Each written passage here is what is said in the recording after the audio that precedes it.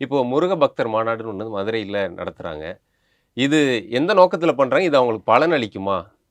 தமிழ் கடவுள் முருகன் என்பதை நான் ஒப்புக்கொள்வதில்லை. ஏன் சார்? கடவுள் கடவுள் தான். இல்லை, தமிழ் கடவுள், தெலுங்கு கடவுள், ஓ!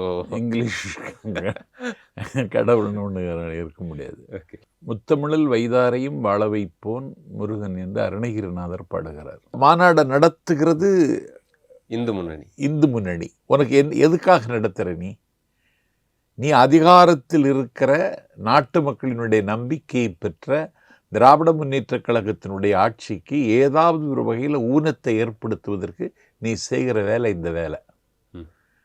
அதனால இந்த மாநாட்டுக்கு பின்னால பச்சையான வகுப்புவாத அரசியல் இருக்கே தவிர இதனால எந்த பலனும் விளைய போவதில்லை. அப்படி ஒரு மாநாடு திராவிட முன்னேற்ற கழகத்தின் அரசு அறநிலையத்துறையின் சார்பில் 3 நாள் அந்த மகாநாட்டை பழனியில் நடத்திட்டோம். கட்சியோ அரசியலோ கலவாமல் முருக பக்தர்கள் மட்டும் கலந்து கொண்ட ஒரு மகத்தான மாநாடு.